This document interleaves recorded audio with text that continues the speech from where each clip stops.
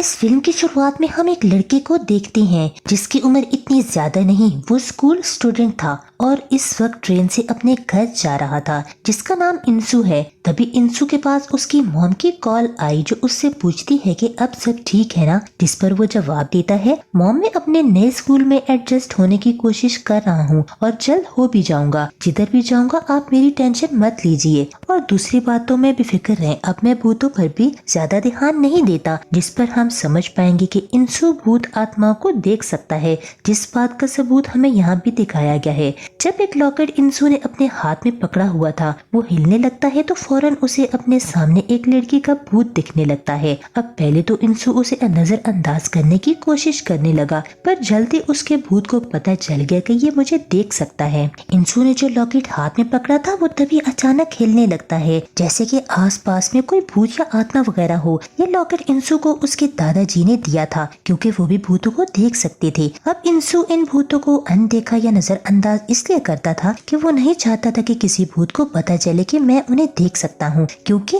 अगर भूतों को इस बात की भनक लग गई कि वो हमें देख सकता है, उससे मदद मांगेंगे कि हमें आजादी सुकून दिलवाओ, जिससे इंसू की जिंदगी पर बुरा असर पड़ सकता है। इसलिए फौरन ट्रेन से उतरकर घर की तरफ जाने लगा। घर पहुंचकर तो देखता है कि उस लड़की का भूत मेरा पीछा करते करते यहाँ आ गया है, जो इस वक्त उसके कंधे पर बैठी हुई थी, उससे मदद मांग रही थी क्योंकि उसकी आत्मा भटक रही थी। इसलिए अब इंसू उनकी मदद करने का फैसला करता है। वो पुलिस को बता देता है कि उस लड़की की लाश कहाँ पर है, जिसे कुछ ही देर में पुलिस ढूंढ भी निकालती है। और अब अपने ही लाश को देखकर लड़की की आत्मा काफी दुखी होकर रोने लगी और जोर जोर से चिल्लाने लगती है और इंसू से उस आत्मा का दुख देखा नहीं जाता, इसलिए वो अब इन सबसे दूर जाने का फैसला करता है। वो अपने अंकल को कॉल करके कहता है कि अंकल जी मैं बहुत जल्द आपके पास आ रहा हूँ और आपके पास रहूंगा और बाकी की पढ़ाई वहीं पूरी करूंगा। इंसू के अंकल के पास भी ये ताकत थी कि उसकी तरह के भूतों को देख सकते थे। कहते हैं कि बेटा तुम भी भूतों को देख सकते हो और मैं भी, अगर हम दोनों साथ रहें तो ये घर तो भूतों से भर जाएगा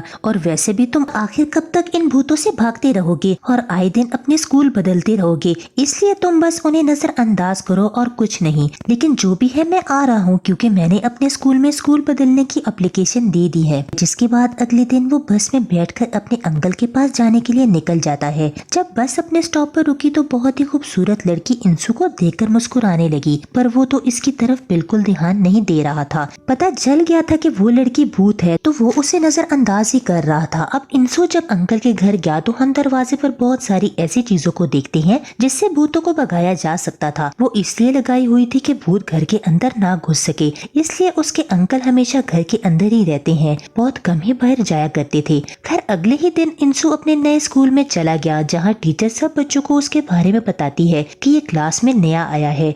इस क्लास में 5 दोस्तों का एक ऐसा ग्रुप था जो कमजोर और नए आने वाले स्टूडेंट्स को बुली यानी परेशान किया करते थे। इस ग्रुप की लीडर एक लड़की थी। पहली ही नजर में इंसू उसे पसंद आ गया, इसलिए वो इसे अपनी साथ वाली सीट पर बैठने के लिए जगह देती है। वो इसे कह भी देती है कि तुम मुझे पसंद आए हो, मुझसे दोस्ती कर लो, पर वो उसे साफ मना कर देता है। अब यहाँ पर भी इंसू को एक लड़की का भूत दिखाई देता है। उसने चेहरे पर मास्क पहना हुआ था और हाथों पर उसके खून लगा हुआ था।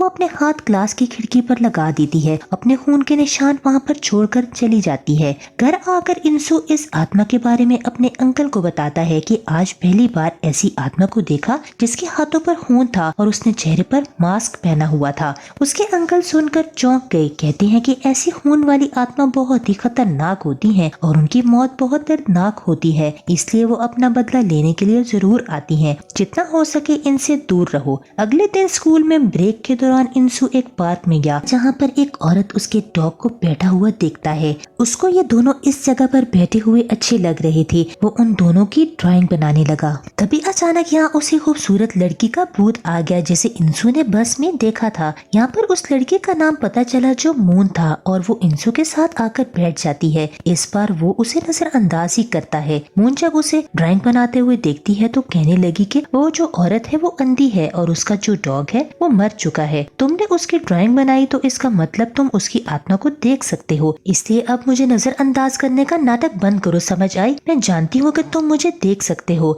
और ये भी कि किस वजह से नजरअंदाज कर रहे हो। तुम बेफिक्र रहो, मैं तुमसे कोई मदद नहीं मांगूंगी और न ही अपनी कोई ख्वाहिश पूरी करवाऊंगी कि तुम आत्मा को आजादी दिलवाओ। ये सुन सुनकर इंसु खुश हो जाता है और फिर सीन शिफ्ट हो जाता है, जिसके एक घर में कोई एक डॉग को बड़ी बेरहमी से चाकू से मार देता है, जिसका खून स्कूल की ग्रुप के एक लड़की की तस्वीर में जाकर गिर गया। जिसके अगले दिन ग्रुप के 2 लड़के इंसु को डराने लगे कि हमारी दोस्त ग्रुप लीडर से दूर रहो वरना अच्छा नहीं होगा। ये सुनकर इंसु कहता है कि समझाना है तो उसे जाकर समझाओ, वो ही मुझे साथ बिठाती है, मेरे पीछे पड़ी हुई है। ये सुनकर एक दोस्त को गुस्सा आ गया, वो इंसु को जोर से जमीन पर दे मारता है। अगले दिन ग्रुप की वो लड़की जिसकी तस्वीर पर खून गिरा था, वो अपने डॉग को ढूंढने लगती है जो काफी देर से लापता था, कि तभी सामने से उसकी दोस्तें आकर उसे डरा देती हैं। पर जब वो घर आई तो वो किसी लाल रंग की चीज को पैकेट में लटका हुआ देखती है। वो जैसे ही करीब गई, अचानक पैकेट फट गया और उसके अंदर लाल रंग जो दरअसल खून था वो सारा का सारा उसके ऊपर गिर जाता है। उसके कपड़े, बाल, चेहरा खून में भर गए। वो धोने के लिए वो जैसे आगे बढ़ी, उस मास्क वाली लड़की का भूत आ जाता है जिसको इंसु ने स्कूल में देखा था, और वो अब अपना मास्क हटाकर ग्रुप वाली लड़की के सामने आ गई।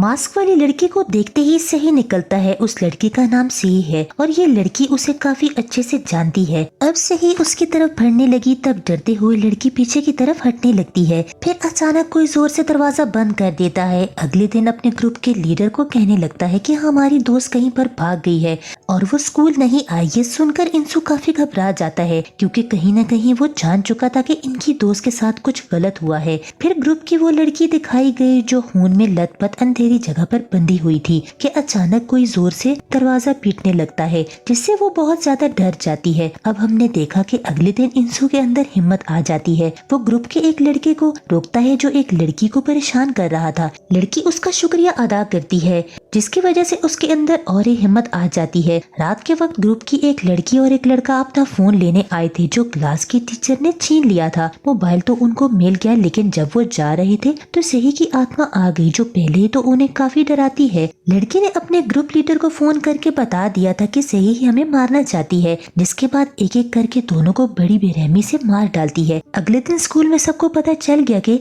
उस ग्रुप के 2 लोग गायब हैं। ये खबर सबको ही हैरान करके रख देती है और उन्हें कुछ समझ नहीं आ रही थी कि आखिर बच्चे गायब कहाँ हो रहे हैं। पर ग्रुप लीडर जिसे पता था कि उनके साथ क्या हुआ, पर वो बैठी बस परेशान हो रही थी, किसी को फिलहाल कुछ नहीं बताती कि कल रात मेरी दोस्त ने मुझे फोन करके बता दिया था कि हमें सही मारना चाहती है। अगले दिन इंसु को उस मास्क वाली लड़की यानी सही की आत्मा के बारे में एक दूसरी आत्मा से पता चल जाता है, इसलिए वो क्लास में आकर सबसे सही के बारे में पूछता है, पर उसे कोई जानकारी नहीं मिलती। जब ग्रुप लीडर उसे बताती है कि वो एक नंबर की पागल लड़की थी, ये सुनकर इंसु सही की तस्वीर मांगता है, पर उसे पता चला कि वो इतनी अजीब थी कि उसने कभी तस्वीर ही नहीं बनाई क्योंकि उसे पसंद ही नहीं थी। तभी चुपके से क्लास की एक लड़की इंसु को सही की तस्वीर भेजती है और साथ में एक मैसेज भी कर देती है कि किसी को भी इस बारे में ना बताना कि मैंने ये तस्वीर तुम्हें सेंड की। सही की तस्वीर देखकर इंसु काफी चौंक जाता है, ऐसा लग रहा था कि उसने पहले इसको देखा हुआ है। इसके बाद वो आकर मून से मिला और उससे भी सही के बारे में पूछने लगता है,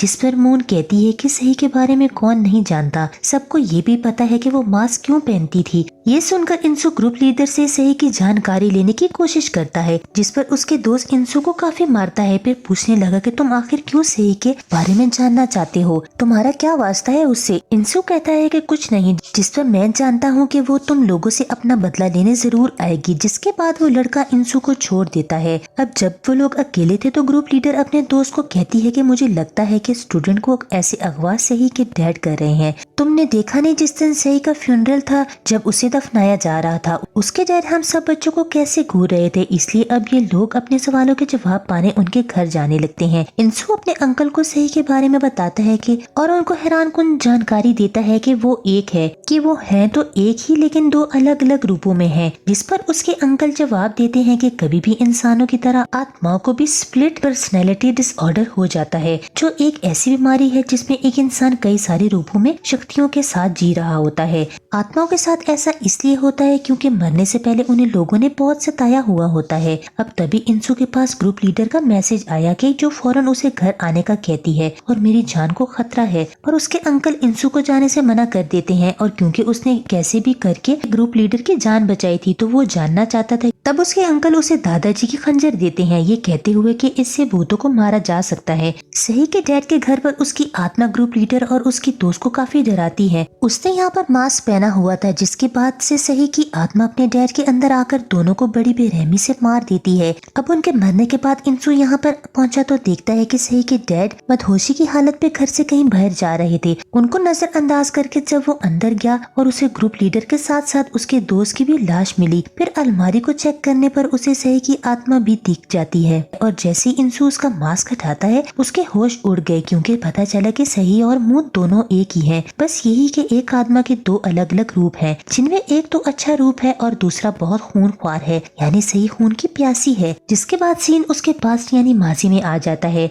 जहाँ हमें पता चला सही ने एक बुली ग्रुप के खिलाफ रिपोर्ट की थी। जब उन लोगों को इस बारे में पता चला तो उन्होंने रोज सही को परेशान करना शुरू कर दिया। तो उसे काफी मारते पीटते थे, हद से ज्यादा उसे सताया गया। कभी उसके बाल जला दिया करते थे और कभी काट दिया करते थे। एक बार तो ग्रुप लीडर ने हद ही पार कर दी। उसने सही का बहुत बुरा मेकअप करके उसे जबरदस्ती मास्क पहना दिया था और कहा था कि अगर तुमने कभी ये मास्क उतारा तो हम तुम्हारे साथ इससे भी ज्यादा बदतर सलूक करेंगे।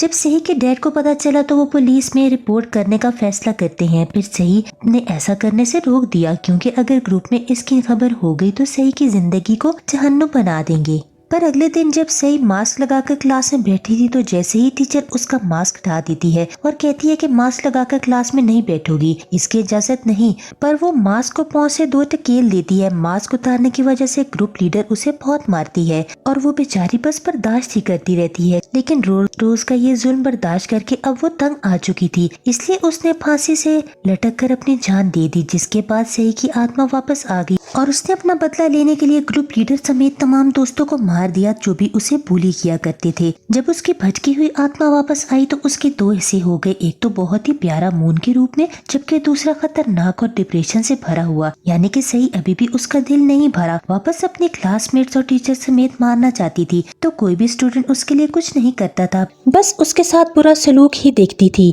यहाँ तक कि टीचर ने कुछ भी नहीं किया, उल्टा उसके साथ ही गलत किया। इसलिए अब वो टीचर की बॉडी यानी उसका जिस्म इस्तेमाल करके उन सभी स्टूडेंट्स को एक जगह इकट्ठा होने का कहती है। जैसे ही सारे बच्चे आए वहाँ की लाइट्स अपने आप ही बंद हो गयी। अब सही की ये सारी हकीकत इंसू उसकी डायरी से पढ़ रहा था, जिससे वो घबरा गया और जल्दी से अपनी साइकिल लेकर स्कूल की तरफ जाने लगता है। उसी दौरान उसने अपने अंकल को भी कॉल कर दी और कहा कि मेरी मदद कीजिए। अब उसके अंकल सही के घर गए।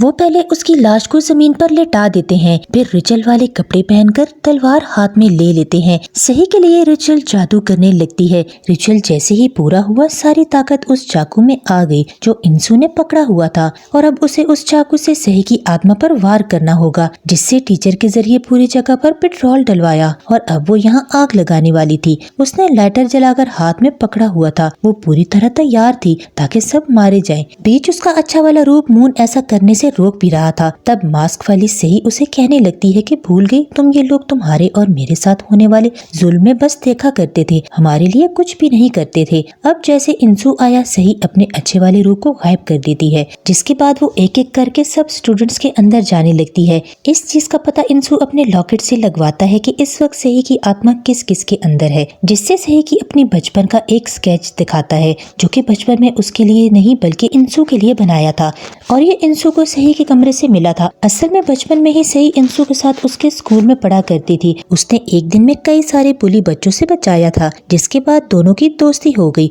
अपना ये स्केच जैसे ही देखती है उसे इंसू की याद आ जाती है, इसलिए वो फौरन अपने अच्छे वाले रूप में आ जाती है, क्योंकि अब उसे भी इंसू याद आ गया था। फिर उसने जैसे स्टूडेंट्स की तरफ देखा उसे गुस्सा आ गया और वो फिर से अपने बुरे और मास्क वाले रूप में आ जाती है। उसका एहसास होते ही इंसू चाकू से सही को मार देता है। ऐसा होते ही उसकी आत्मा वापस अच्छे रूप में आ गई और खुशी खुशी वहाँ से चली जाती है। यानी कि अब उसकी आत्मा को आजादी और सुकून मिल गया था। इंसू यहाँ सही को एक बार फिर से खोकर काफी दुखी हो जाता है, लेकिन बेचारा क्या करता। फिर कुछ साल के बाद इंसू उस स्कूल में टीचर बनकर आता है जहाँ कभी वो स्टूडेंट हुआ करता था। जिस बीच उसे पिछली सीट पर एक और आत्मा बैठी हुई नजर आती है जो धीरे धीरे इंसू की तरफ ही बढ़ रही थी। वो भी तकलीफ में लग रही थी। इसके साथ ही ये फिल्म उधर ही खत्म हो जाती है।